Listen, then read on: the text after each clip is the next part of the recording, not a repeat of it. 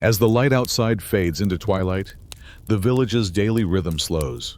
Smoke curls from chimneys as fires are fed with the last of the day's firewood. Inside the homes, the warmth of the hearth draws families together. The day's labor has left every bone in the body aching, but there's no true rest yet. Hands busy themselves with mending torn clothing, repairing worn tools, or preparing simple meals for the next morning. The faint crackle of fire and the murmur of voices fill the air.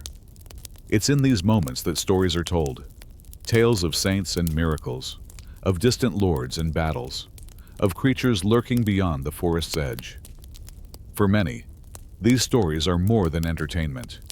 They are a lifeline of hope and resilience, passed down from generation to generation. Outside, the darkness deepens. Oil lamps and candles are precious and not used wastefully. Most homes rely on the firelight alone. The animals, penned close to the house for safety, stir restlessly. Pigs root around in the straw, chickens settle on their perches, and the occasional bleat of a goat breaks the stillness. The village dogs, lean and alert, patrol the edges of the settlement, their ears pricking at any unusual sound. Beyond the village, the fields and forests stretch into shadowy unknowns. Wolves prowl these outer lands, and the fear of night is deeply ingrained. Few would dare venture far after sundown, not just for fear of beasts, but also of outlaws who roam the countryside. Sleep, when it comes, is a communal affair. Families share their straw bedding, and warmth is found in proximity. There is little privacy, and even less comfort. Fleas, lice, and other vermin are constant companions, but they are an accepted part of life. Clothing is seldom washed, and bodies rarely bathed, save for the occasional immersion in a nearby stream during warmer months. The smells of sweat, smoke, and livestock permeate everything, blending into an earthy, persistent odor that clings to the air and fabric. The transition from one day to the next is marked not by clocks or calendars, but by the cycles of nature, the rising and setting of the sun, the changing of the seasons, the phases of the moon. The pace of life is dictated by these natural rhythms, and though it may seem harsh, it fosters a deep connection to the land and its bounties. The planting and harvesting cycles determine not just food supply, but social events and religious observances. Feasts tied to the church calendar or agricultural milestones offer rare occasions for music, dance, and communal gatherings. These moments, though brief, are cherished, bringing a sense of shared humanity amidst the struggles of daily survival. Illness is a constant threat. The lack of sanitation, combined with poor nutrition and grueling labor, creates a fertile ground for disease. A simple wound can fester into a life-threatening infection. Common illnesses, such as fevers, coughs, and digestive issues, claim lives young and old. The local healer or herbalist might offer poultices made from common herbs or recite prayers over the sick. But genuine medical knowledge is scarce and often intertwined with superstition. The wealthiest in the village might be able to summon a traveling physician, but even they wield limited understanding and rudimentary tools. Bloodletting, purging, and the use of leeches are common treatments, often doing more harm than good. Childhood is fleeting. From the moment they can walk, children are expected to contribute. They fetch water, tend to smaller animals, gather kindling, and help in the fields. Education, if it exists, comes through oral tradition. Few learn to read or write, and those skills are generally reserved for clergy or scribes. Toys, when available, are handmade from scraps of wood or cloth. Play is simple, and usually revolves around imitation of adult tasks. A child might pretend to bake bread or mend a net. Despite the hardships, laughter and companionship are found in these simple pleasures. Marriage is a practical affair. Love is rarely the driving force. Instead, considerations of land, labor, and social alliances dictate matches. Ceremonies are modest, with blessings given in the village church or even outside it. Dowries, while customary, are often symbolic rather than substantial. A shared future means shared toil, and a spouse is as much a partner in survival as in life. The village itself is a living organism. Paths wind between cottages, leading to the common pasture, the fields, and the Lord's manor. At its heart lies the church, its simple stone or wooden structure serving as a spiritual and social center. Bells call the faithful to Mass and mark important occasions, births, marriages, deaths. Even those who rarely attend still feel its presence, a reminder of the invisible order governing both this world and the next. The Lord's presence looms over all. His manor house, larger and more fortified than any peasant's dwelling, is a symbol of power and control. The Lord dispenses justice, collects taxes, and maintains a contingent of retainers to enforce his rule. Peasants owe him a portion of their produce, as well as labor on his lands, known as the corvée. In return, they receive protection from external threats, such as bandits or rival lords, though this protection is often more theoretical than real. The disparity between the manor and the peasant's hut underscores the rigid social hierarchy, a system reinforced by both custom and force. Religion permeates every aspect of life. From morning prayers whispered over a loaf of bread to evening blessings offered by the hearth, the Church's influence is omnipresent. Saints' days, holy festivals, and the cycle of the liturgical year dictate not just religious observances, but the cadence of daily life. The threat of excommunication or divine punishment weighs heavily, ensuring compliance and reinforcing the existing social order. Pilgrimages, though rare for common folk, offer a glimpse of a wider world and a brief respite from the constraints of village life. As the night deepens and the embers in the hearth fade to a faint glow, sleep comes fitfully. Dreams are shaped by the fears and hopes of the day, a bountiful harvest, the return of a loved one from distant lands, or the shadow of a coming storm. The cycle will begin anew with the first light of dawn, and the unrelenting demands of survival will once again dictate every action. The rooster's crow echoed through the village once more, but this morning was different. Heavy clouds gathered above, promising a day of rain. Yet, no matter the weather, the demands of survival remained relentless. The villagers, accustomed to the capriciousness of nature, donned their rough woolen cloaks and trudged toward their fields. The open field system did not pause for storms. Crops still needed tending, and animals required care. The mud clung to their worn leather shoes as they made their way through the narrow paths, bordered by low hedgerows. Geese and chickens scurried out of the way, their feathers slick with moisture. Beyond the cottages, the fields stretched into a patchwork of green and brown, divided into narrow strips that each family claimed as their own. Here, oxen plodded through the muck, dragging wooden plows that sliced the earth with slow determination. The oxen, essential yet temperamental beasts, were prized possessions, shared among families when possible. Their strength was necessary for breaking the hard soil, though they worked at a pace dictated as much by their own stubbornness as by their handlers' urgings. In the fields, the air was filled with the scent of wet earth and the distant bleating of sheep. Conversations were sparse, words muffled by the rain. The rhythm of labor was constant planting seeds with care, clearing weeds that threatened to choke the crops, checking the fences that kept out hungry deer and rabbits. The crops themselves were a mixture of necessity and hope. Wheat, barley, oats, and rye made up the bulk of their sustenance. Each seed planted was a gamble, its fate tied to weather patterns, pests, and the health of the soil. A poor harvest could mean months of hunger, while a bountiful one might allow for modest trade or a few coins set aside for the future. The women, too, were busy. While the men worked the open fields, the women tended the smaller kitchen gardens near the cottages. These plots yielded vegetables, onions, leeks, cabbages, and beans that supplemented the family's diet. Herbs like parsley, sage, and rosemary added both flavor and rudimentary medicinal value to meals. Chickens and pigs cared for by the women and children, provided occasional eggs and meat. The pigs were fed scraps and foraged freely, returning at dusk, often coated in mud. Inside the cottages, the hearth's fire was kept alive with careful tending. Rain dripped from the eaves onto the earthen floor, and the air grew damp. Simple chores occupied the women and elderly children, mending torn tunics, spinning wool into thread using a drop spindle, and grinding grain into coarse flour using a hand quern.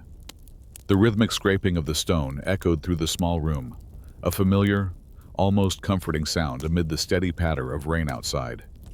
Children, when not needed for work, found moments of play. They chased each other through the muddy lanes, their laughter rising above the somber drone of the rain.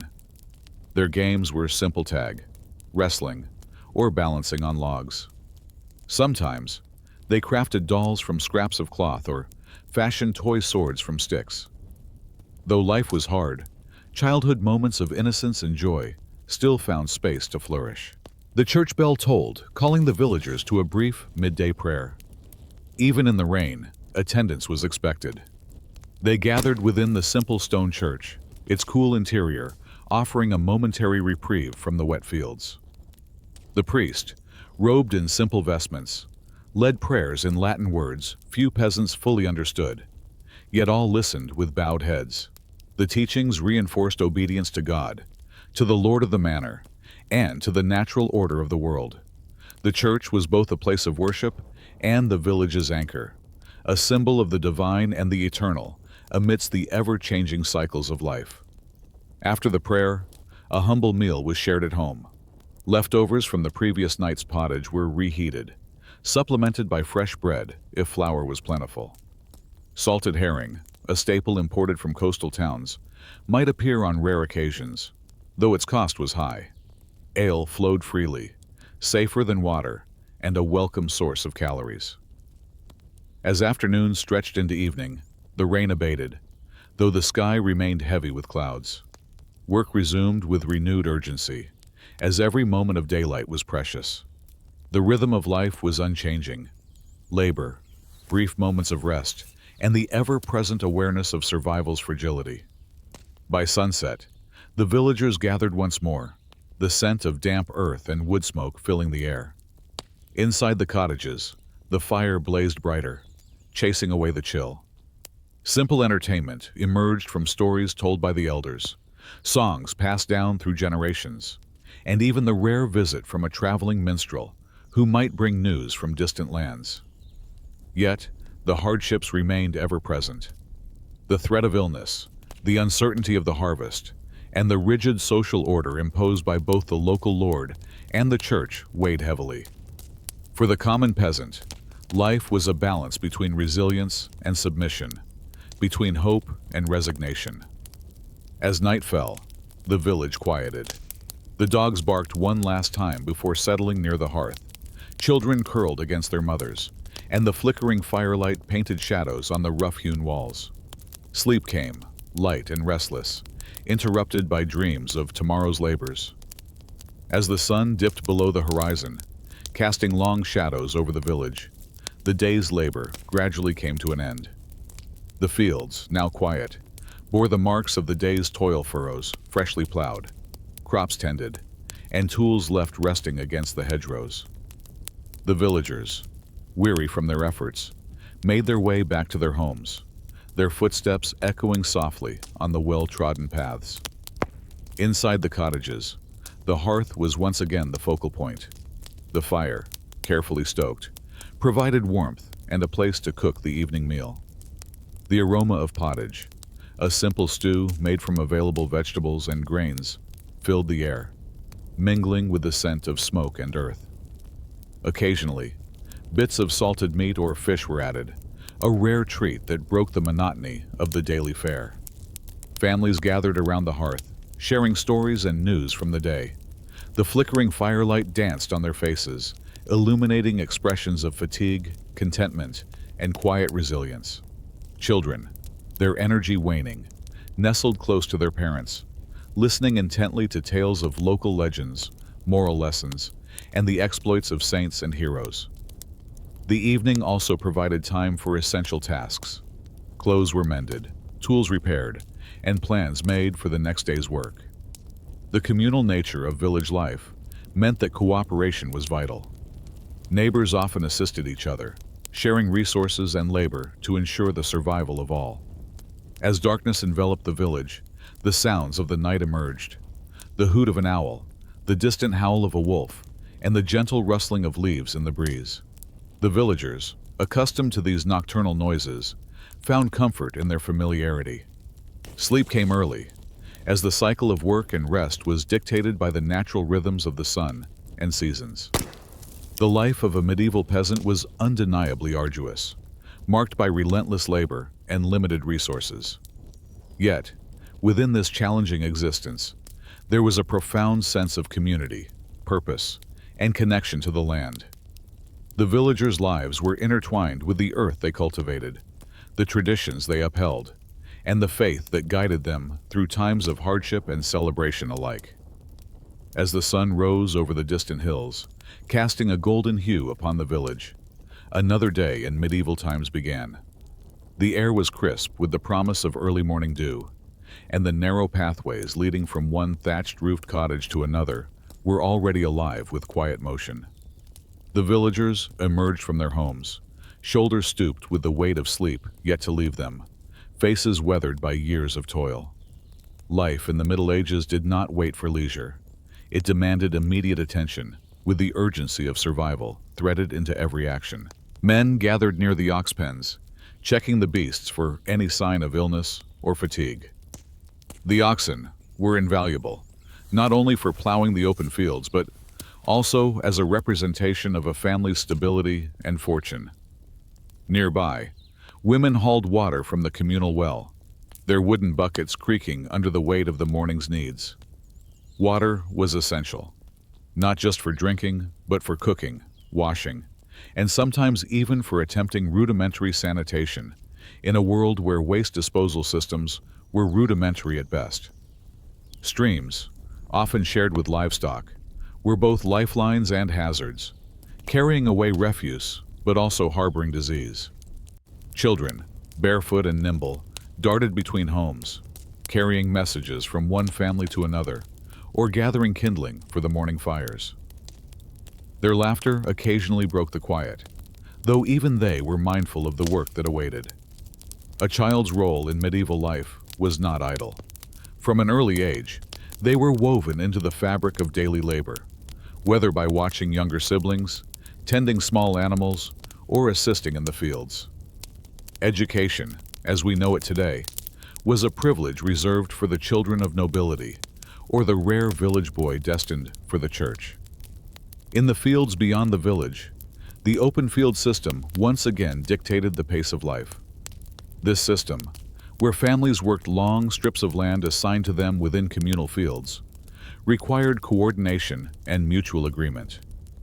Disputes over boundaries or access to common resources could flare into bitter conflicts, but for the most part, necessity demanded cooperation. The soil was tilled and prepared, seeds sown with care, and vigilance maintained against pests that could decimate crops overnight. In early spring, planting was a frenzied activity. By midsummer, wedding became an exhausting, necessary chore. And as autumn approaches, the harvest determined whether a family would feast or starve through winter. At the heart of village life stood the manor house, a stark contrast to the peasant dwellings. Its stone walls, fortified and often surrounded by a wooden palisade or even a moat, represented the local lord's authority. The manor was not just a home, but a symbol of feudal hierarchy.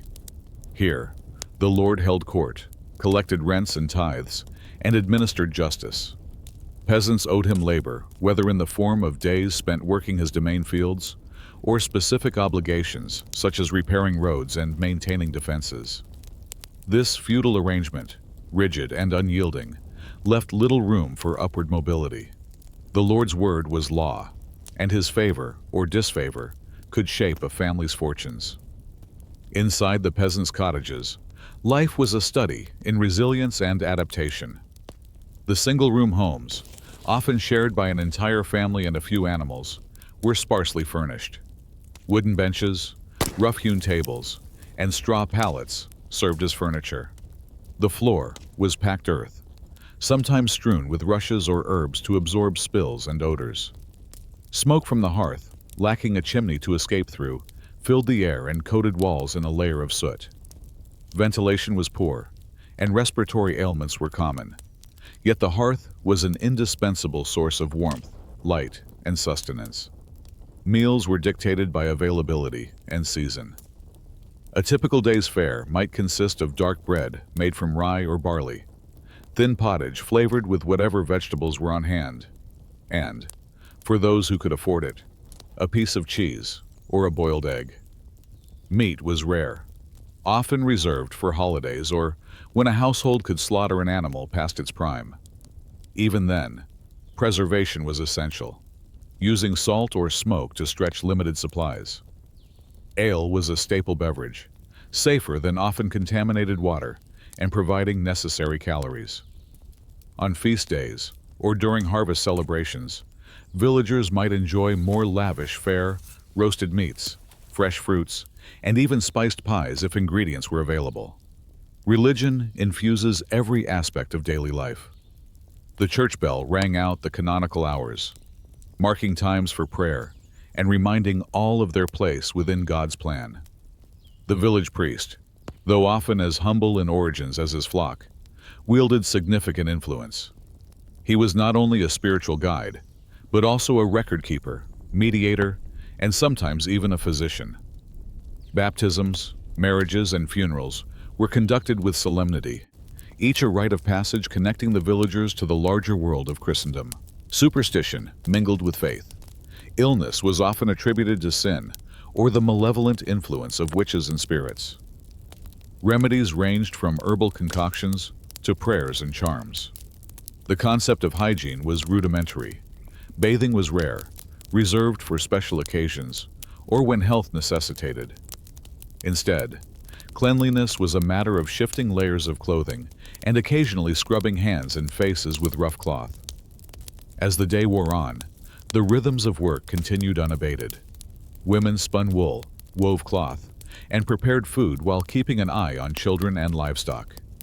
Men repaired tools, maintained fences, and, when possible, took moments to socialize, often exchanging news about neighboring villages, weather patterns, and any rumors of war or plague.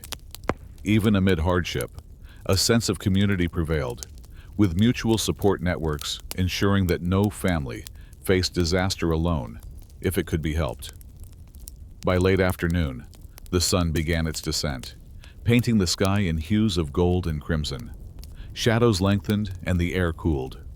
The village paths filled once more as workers returned home, leading oxen back to pens, gathering the last of the day's firewood, and calling in animals that had grazed freely. Inside the cottages, preparations for the evening meal began anew, and the hearth was rekindled to provide both light and warmth.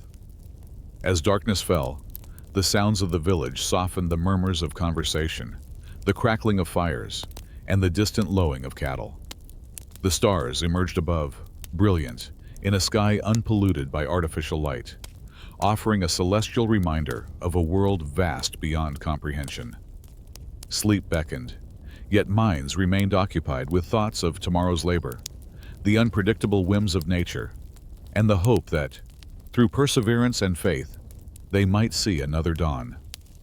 The dawn breaks once more over the medieval village, and as the first rays of sunlight filter through the narrow gaps in the timbered walls, life stirs again.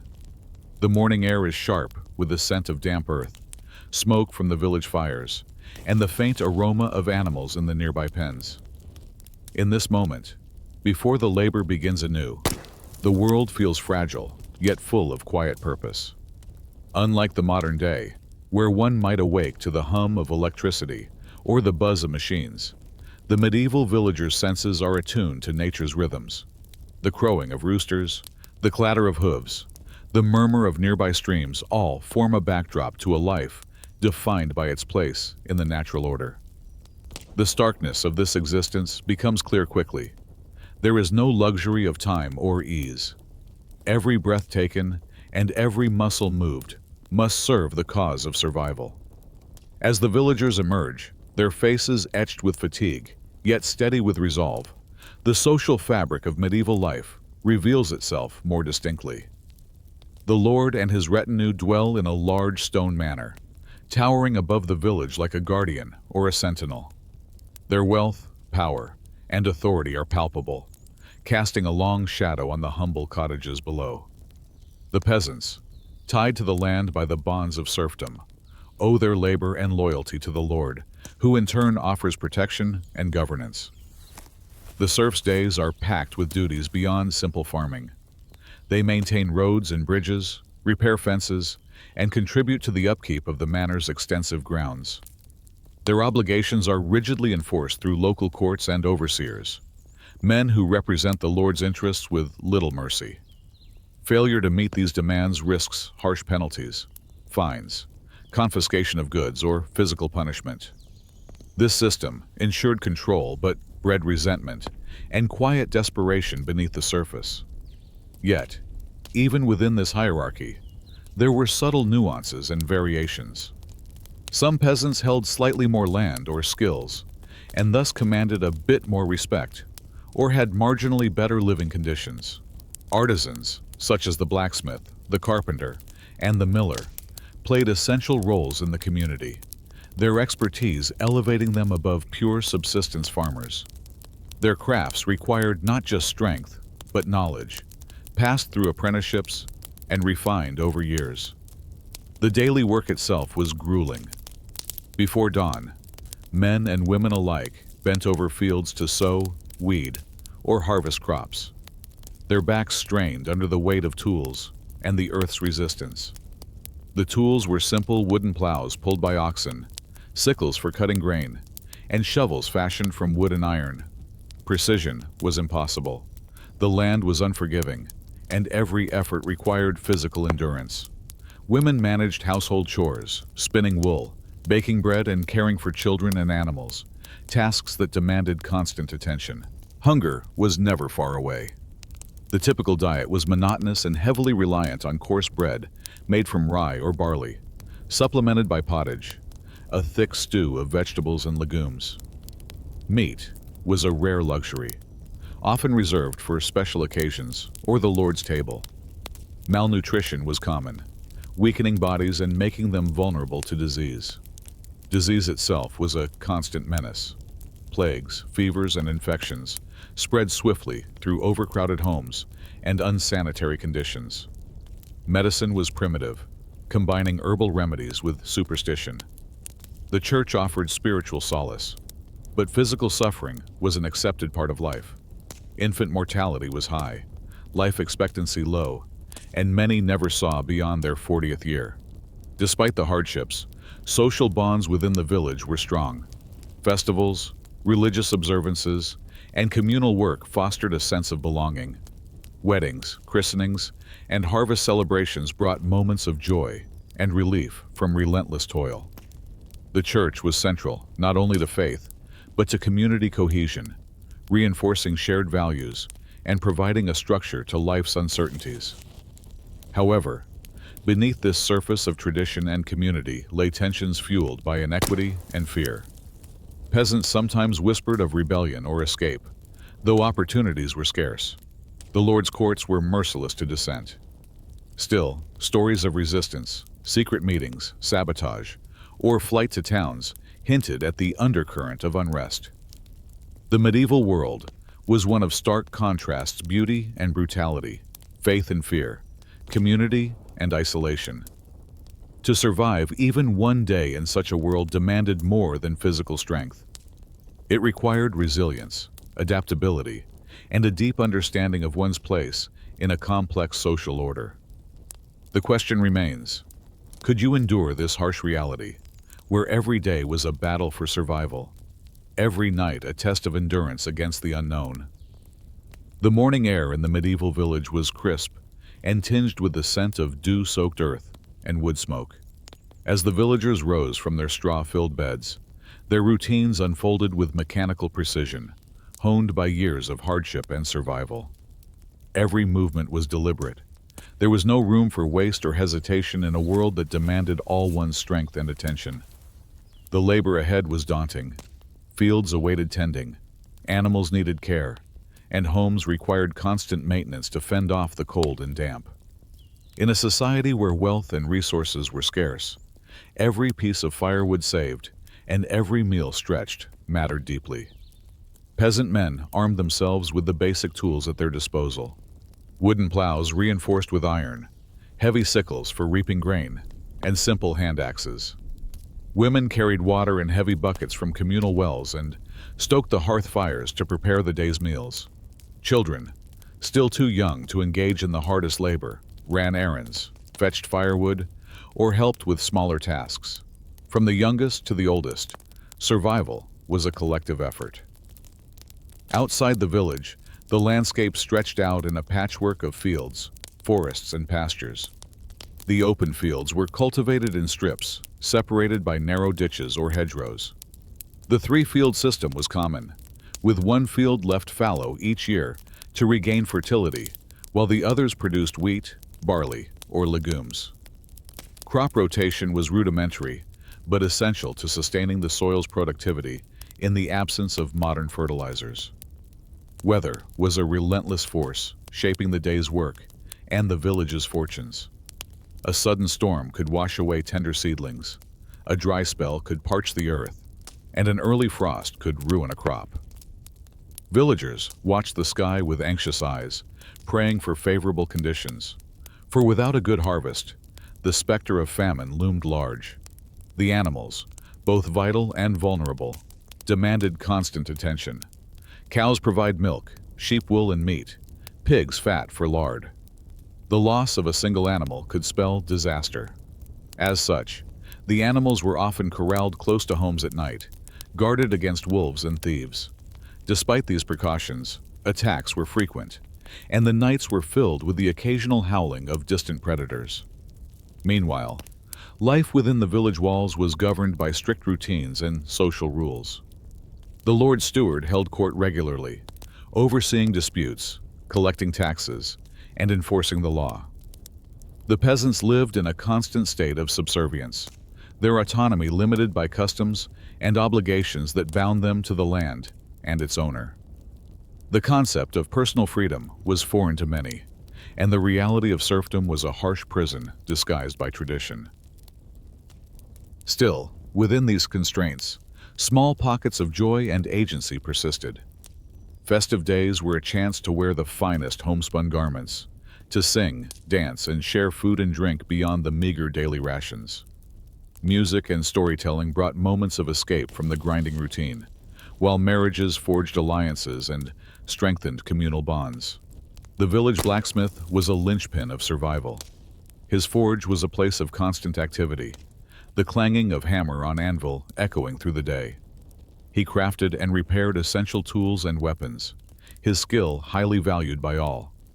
His work was a blend of artistry and necessity, shaping iron into the means of production and defense. Children learned early the ways of the world: how to spin wool, tend animals, and wield tools. Education was informal and practical, passed down through observation and imitation. Literacy was rare and confined mostly to the clergy and nobility, rendering the majority dependent on oral tradition and memory. As the sun climbed high, the heat made labor even more taxing.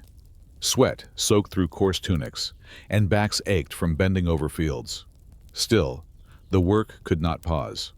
The harvest would wait for no one, and any delay risked ruin. Those who faltered faced harsh judgment, not only from their lords, but from their neighbors, for communal survival depended on each person's effort. As evening approached, the village slowly quieted. Fires were stoked anew, meals prepared from whatever provisions remained. Conversations grew softer, filled with news of neighbors, local gossip, or prayers for the safety of loved ones. The cycle of life turned inexorably onward, a delicate balance of hardship, hope, and endurance. As the sun rose over the weathered village, the mist swirled low across the fields, shrouding the landscape in a gauzy veil. The villagers emerged from their cottages with cautious hope, For though the routines of their days had not altered much in living memory, the air carried a sense of unease. Life in the medieval world had always been precarious, but the past few decades had introduced currents of change, unseen yet deeply felt. For generations, the peasants had tilled the same soil, owed the same taxes, and followed the same customs. Their world was one of cycles: planting and harvest, fasting and feasting, work and rest. The seasons governed everything, and so long as the sun rose and the rains fell, life, however harsh, continued. Yet whispers had begun to circulate of opportunities in towns, of shifting powers, of lords suddenly offering wages where once there was only servitude. The Black Death, that great scourge which had swept across the land like an avenging spirit, had left the village scarred but standing. Many had perished, whole families vanished, homes abandoned, fields left fallow. The survivors bore the weight of their losses in silence, but with the silence came something new: possibility. Fewer workers meant that those who remained could command better terms for their labor. It was an unsettling reversal of centuries-old patterns, one that unsettled the lords and empowered the commoners. Within the village, this new dynamic was subtle, but palpable. The manor steward, once a figure of unquestioned authority, now negotiated with peasants to fill the fields. The smith, whose forge once echoed with the clanging of iron for meager pay, found his services in high demand. Even the humble swineherd, whose charges rooted in the woods at the village's edge, noticed a shift in how he was regarded. Every hand counted now, and every pair of hands knew its worth. Yet, with this nascent power came danger. The ruling class, alarmed by the erosion of their control, enacted laws designed to tether the peasants once more. The Statute of Laborers fixed wages at pre-plague levels and forbade workers from moving to seek better conditions. The threat of punishment loomed over those who dared defy these edicts, and the weight of tradition pressed down as heavily as the yoke across a plowman's shoulders. Resistance brewed in quiet corners, in hushed tones behind cottage walls, or during furtive gatherings at the edge of fields. Villagers spoke of grievances. They exchanged stories of distant uprisings, of towns where peasants had marched in defiance, demanding fairness, only to be met with the blade. The fear of reprisal was real, but so too was the hunger for justice. The church, ever present, sought to maintain order. Priests reminded their flocks of divine will, of obedience and humility as virtues that would be rewarded in the next life. Yet even here, cracks appeared. Some priests sympathized with the villagers' plight, offering words of comfort or quietly overlooking minor transgressions. Others exploited their positions, growing rich on indulgences and tithes, their wealth a stark contrast to the poverty surrounding them. Amid this, life continued. Fields needed sowing, animals needed tending, roofs required mending. The daily grind was relentless, and no amount of dissatisfaction could change the necessity of work. Men and women alike rose with the dawn, their bodies aching from labor, their minds dulled by routine. Children, as soon as they could walk, were set to tasks suited to their size, scaring birds from fields, fetching water, gathering firewood. Theirs was a world where innocence was fleeting, replaced swiftly by duty. The seasons turned, as they always did. Spring brought lambs and the promise of renewal. Summer ripened the crops, filling the air with the scent of hay and blossoms. Autumn's chill signaled the harvest, a time of frantic labor to gather what the land had yielded. Winter cloaked the village in stillness, a time for mending tools, spinning wool, and praying for the return of warmth. Through it all, the threat of hunger loomed. A single bad harvest, an early frost, or a band of marauders could spell disaster for the entire community. Yet hope persisted, fragile as a candle's flame. In the evenings, as fires crackled in hearths and shadows danced on walls, families gathered to share stories of brave knights and cunning foxes, of saints and miracles. These tales offered escape, a glimpse of a world where good triumphs over evil, where the lowly might rise, and where justice, however delayed, prevailed. The more adventurous souls among the youth whispered of leaving the village. Tales reached even this remote corner of apprenticeships in far-off towns, of ships setting sail for distant lands, of fortunes to be made beyond the manor's shadow. Such dreams were dangerous, for lords guarded their laborers' jealousy, and the journey to freedom was fraught with peril. Yet for some, the risk was worth it. The chance to carve a life beyond the fields too alluring to resist. And so, as the medieval village stood on the cusp of change, its people continued their quiet struggle. Each day was a battle against the elements, against the strictures of feudal law, against the fragility of life itself. Yet within them burned a resilience that even centuries of oppression could not extinguish. They endured, as they always had, with heads bowed and hearts steadfast, waiting for the moment when survival might give way to something more. A life not merely of toil, but of dignity and choice. The first golden rays of morning crept cautiously over the horizon, brushing the village with delicate light. The air was crisp, filled with the scent of damp earth and distant wood smoke. Birds fluttered in hedgerows, their morning calls echoing through the stillness. In the heart of the village, cobblestone paths intertwined like veins, carrying villagers from their timber-framed cottages to fields, workshops, and markets. Yet something intangible hung in the air, a subtle shift, almost imperceptible, like the first whisper of a coming storm. For centuries, this village had followed the same rhythms, planting and harvesting, feast and famine, devotion and duty. The manor loomed as a symbol of feudal authority, its lord presiding over land and people alike. The church stood as a beacon of faith, its bell calling souls to prayer. The people, bound by ancient customs, knew their place as serfs, freemen, clergy. Yet, beneath this veneer of order, cracks had begun to appear. The aftermath of the Black Death lingered in collective memory like a shadow. Whole families had perished, fields had lain fallow, and silence had descended on once bustling villages.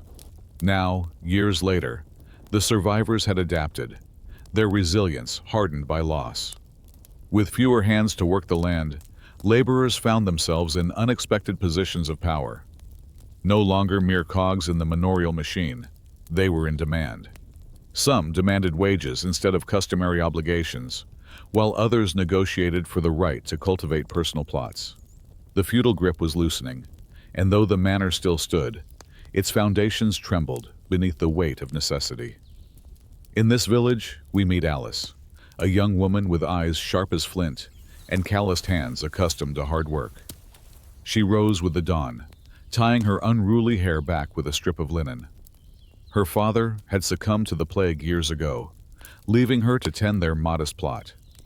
With no brothers to inherit, Alice had taken on tasks once deemed unsuitable for women, mending fences, planting crops, even bargaining at the weekly market. She represented a new kind of villager, resilient, pragmatic, and quietly defiant of rigid social expectations.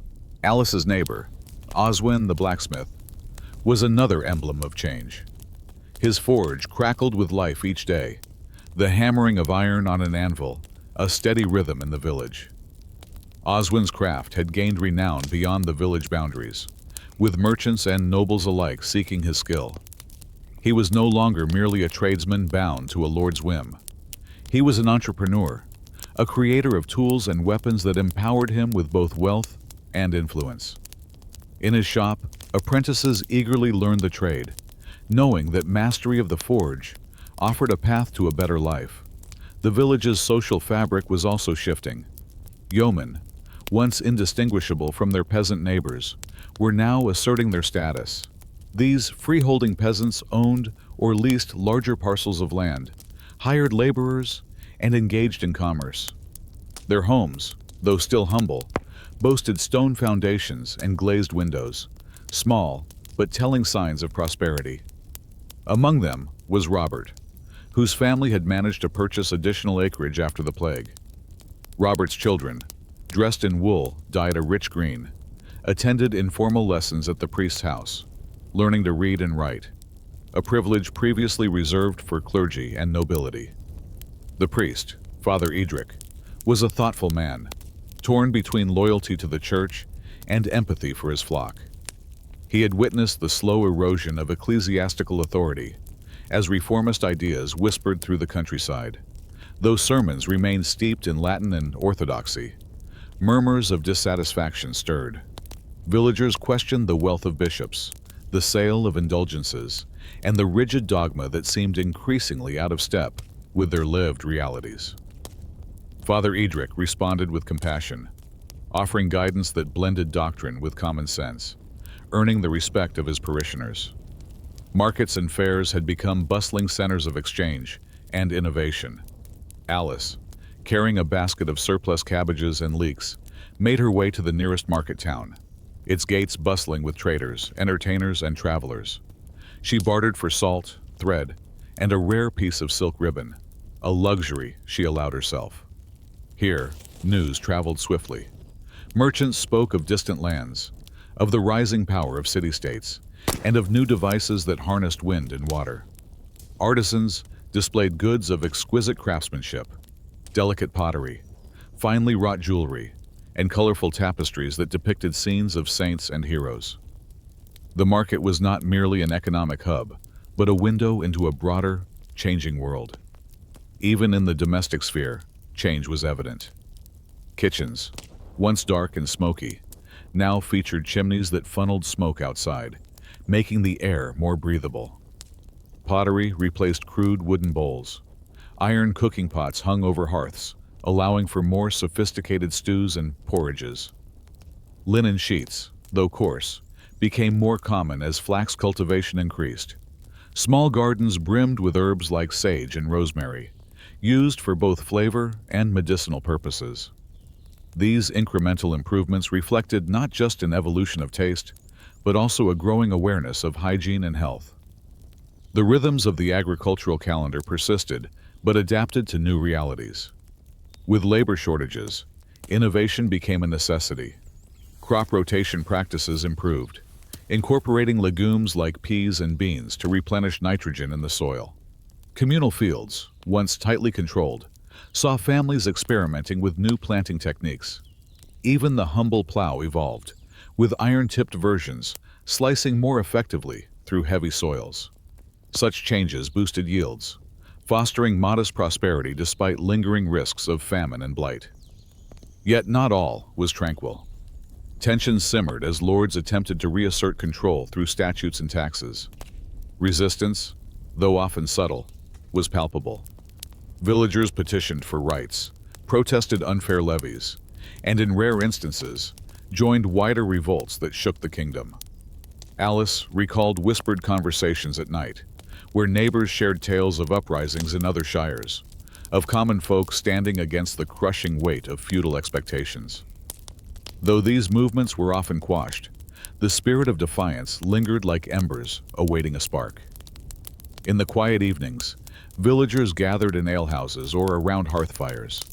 Stories were told of ancestors, of saints, of legendary battles. Minstrels sang ballads, their melodies weaving a tapestry of history and hope. Children played shadow games on the walls, their laughter mingling with the crackle of flames. Old women spun wool, their fingers deft and practiced, while men recounted the day's labor. These moments, mundane yet profound, stitched the community together, reinforcing bonds of kinship and shared memory. As winter approached, preparations intensified. Root cellars were stocked with turnips, onions, and dried meats. Firewood was stacked meticulously, thatch repaired against storms. Communal efforts ensured that even the poorest would not face the cold alone. This mutual support, born of necessity, reflected the enduring strength of medieval village life, a resilience forged through countless cycles of hardship and renewal. Through Alice's eyes, we witness a world at the cusp of profound change. The seeds of the Renaissance, the Reformation, and modernity were sown not in grand courts, but in villages like hers, where daily life intertwined with broader currents of history. The Black Death had not destroyed society. It had reshaped it, prompting questions, fostering innovation, and challenging hierarchies. As the sun set behind the hills, casting long shadows over the fields, Alice stood by the threshold of her home, gazing toward the horizon. She thought of the stories she'd heard, the new ideas, the distant lands, the shifting tides of power. She didn't know what the future held, but she felt its pull, like a river beckoning her downstream. The medieval world was not static. It was alive, evolving, and she was part of its unfolding narrative. The village, once a bastion of feudal stability, found itself at the crossroads of change. The aftermath of the Black Death had not only decimated populations, but also disrupted the established order. Labor shortages empowered peasants to negotiate better terms, challenging the traditional manorial system. This shift was evident in the emergence of the yeoman class, freeholding peasants, who acquired land and resources, challenging traditional class distinctions. Wikipedia. In this evolving landscape, Alice, a resilient young woman, emerged as a symbol of adaptation. With her father's passing, she assumed responsibilities traditionally reserved for men, managing their modest plot and engaging in local trade. Her determination mirrored a broader trend of shifting gender roles, as necessity redefined societal expectations. The village economy, once insular, began to integrate with broader markets. Surplus produce found its way to nearby towns, where fairs and markets facilitated exchange. Artisans, like Oswin the blacksmith, expanded their reach, supplying tools and goods beyond the village confines. This economic diversification fostered a sense of autonomy and resilience among villagers. Education, though still limited, gained prominence. Monasteries and emerging institutions offered instruction beyond clerical training, preparing individuals for roles in law, diplomacy, and administration. Literacy, albeit among a select few, began to permeate rural communities, enabling better record-keeping and legal awareness. Religious life, central to the village, experienced introspection. The church's authority faced scrutiny, leading to calls for reform and a return to spiritual purity. Confraternities and lay religious movements gained traction, reflecting a desire for more personal and communal expressions of faith. Social structures, while still hierarchical, exhibited increased fluidity. The rise of yeomen, freeholding peasants who acquired land and resources, challenged traditional class distinctions. Their economic success underscored a shift towards merit-based status, gradually eroding the rigid feudal hierarchy. Despite these advancements, challenges persisted. Periodic famines, disease outbreaks, and conflicts tested the village's resilience. Yet, communal bonds strengthened through shared hardships, fostering a collective identity rooted in mutual support and adaptability. As the 15th century progressed, the village stood as a microcosm of broader societal transformations. The seeds of the Renaissance and Reformation were sown in these humble settings, where daily life intertwined with emerging ideas and practices. Through their labor, faith, and community, villagers like Alice contributed to the gradual reshaping of European society. The village landscape was no longer the static, rigid place it once was. The Black Death had ravaged Europe, wiping out nearly a third to half of the population in many regions. For those who survived, life was forever altered. The catastrophic loss of life led to a profound labor shortage that shook the foundations of feudal society. Lords, who once had overwhelming power, found themselves scrambling to keep their estates productive. Suddenly, peasants and serfs who had lived under oppressive conditions for centuries discovered a newfound bargaining power. In villages across Europe, including the one where Alice lived, the traditional manorial system began to falter. Serfs, who were once bound to the land, now had opportunities to negotiate for better wages, shorter working hours, or even freedom. Some peasants took advantage of the labor shortage to acquire small parcels of land, cultivating them independently as freeholders. This rise of the yeoman, a class of independent farmers, was a significant social shift. No longer were peasants merely tenants. Many now had a stake in the land they worked, blurring the strict class lines of medieval society. Alice was emblematic of this new era. The death of her father left her with responsibilities that would have once been unimaginable for a woman. She managed the household's farm, bartered at local markets, and negotiated with neighboring villagers and merchants. Though women in medieval society faced strict social limitations, the demographic and economic pressures created spaces where women like Alice stepped into roles of authority and economic independence. These changes would gradually contribute to shifting gender norms, even though traditional patriarchal structures remained largely intact. The village economy also evolved significantly during this period. While in earlier centuries, most villages produced just enough to sustain themselves, by the 14th and 15th centuries, the expansion of trade routes and growing towns meant that surplus goods could be exchanged for manufactured products or luxury items. Villagers sold grains, wool, and other raw materials in nearby market towns during biannual or annual fairs, events that drew merchants and artisans from far and wide. Blacksmiths, like Oswin, became crucial economic actors, crafting tools not only for the village, but for trade beyond its borders. This integration of rural economies into regional markets brought both opportunities and risks, exposing villages to fluctuations in demand and price. Education slowly began to reach beyond the clergy and nobility. While the majority of villagers remained illiterate, some monasteries and emerging institutions in towns offered basic instruction in reading and writing. This education was often tied to the church, but it also prepared a small group of people for administrative roles. Literacy allowed for better management of property, contracts, and legal disputes. It also meant that religious texts could be accessed by laypeople, fueling movements that questioned the church's practices and led to calls for reform. These early stirrings of intellectual change were part of the wider cultural transformation that would culminate in the Renaissance. Religion remained central to everyday life. The church dictated the rhythm of the year through festivals, fasts, and holy days. However, by the 15th century, many villagers began to feel dissatisfaction with the institutional church. Corruption, the selling of indulgences, and the wealth of the clergy were subjects of growing resentment. In response, new religious movements emphasizing personal piety and communal worship gained popularity. Lay confraternities, groups of villagers dedicated to charitable works and devotional activities, flourished. These organizations allowed common people to express their faith more directly, outside the strict hierarchy of the church. This democratization of religious practice laid groundwork for the Reformation. Social structures remained hierarchical, but were less rigid than before.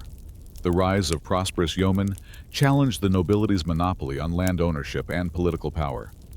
Some yeomen accumulated wealth sufficient to influence local affairs, invest in trade, or even provide military service. This social mobility was unprecedented and caused tension between old and new elites. At the same time, the peasantry as a whole benefited from better living conditions, improved diets, and increased wages in many regions, through hardships like famine and war, never fully disappeared. Despite these advancements, life in the medieval village was far from easy. The constant threat of famine loomed due to unpredictable weather, poor harvests, and over-reliance on a narrow range of crops. Diseases other than the plague, such as smallpox, dysentery, and tuberculosis, remained common and deadly. Villages were vulnerable to raids or conflicts sparked by feudal disputes or border skirmishes. The Hundred Years' War between England and France, ongoing through much of this period, disrupted trade and stability in many regions. Yet, amidst these challenges, the villagers demonstrated remarkable resilience. Community ties were strong, and collective labor, such as during harvest or communal repairs, strengthened social cohesion. Shared hardships fostered a sense of mutual responsibility and support, which was essential for survival. As the 15th century gave way to the Renaissance, The seeds planted in these humble villages bore fruit. Innovations in agriculture, the rise of early capitalism, expanding literacy, and growing skepticism of traditional authority all began to reshape European society. The lives of villagers like Alice, who toiled in fields, crafted tools, prayed in chapels, and traded at markets, were part of this profound transformation. They lived in a world that was harsh and often cruel, yet also vibrant and dynamic. Their struggles, adaptations, and perseverance shaped the trajectory of history itself. The medieval village was not simply a relic of the past, but a vital, evolving community whose legacy continues to echo through time. As the 15th century waned, the village that had witnessed centuries of struggle, growth, and change stood on the threshold of a new era. The challenges of surviving a single day in medieval times were legendary, and for good reason. The hardships were immense, yet the resilience of the villagers was nothing short of extraordinary. They endured famines, diseases, wars, and social upheavals, adapting in ways that laid the groundwork for the modern world. Take Alice, whose story we followed through these chapters. From a young woman burdened by loss to a savvy manager of her household's affairs, she embodied the spirit of survival and adaptation. Her ability to navigate the shifting social landscape, balancing tradition and innovation, faith and skepticism, community and independence, mirrored the larger transformations sweeping across Europe. The daily life of a medieval villager was unforgiving. Dawn broke with the tolling of the church bell, summoning everyone to work and prayer. The hours that followed were filled with strenuous labor, tilling soil, tending animals, weaving cloth, or forging tools. Meals were simple, often meager pottage, bread, and the occasional salted fish or cured meat. Yet, within these routines lay a profound connection to the land and to one another. The communal aspects of village life, shared labor, festivals, and religious observances wove a social fabric essential to collective survival. The risks, however, were never far away.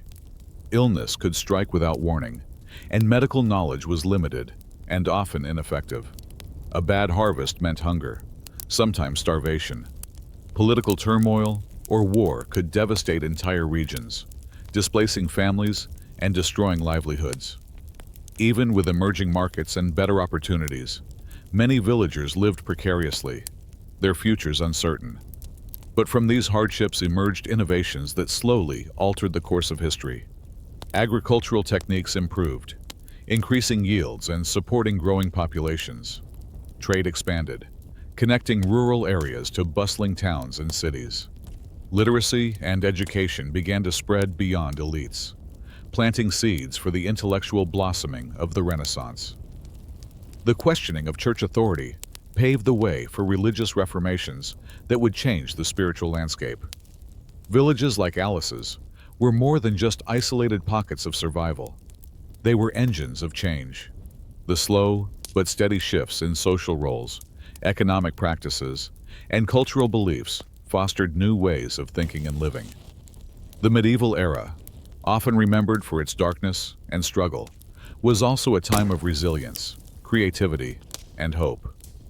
As we close this chapter on medieval survival, it is worth reflecting on what it truly meant to live in that world.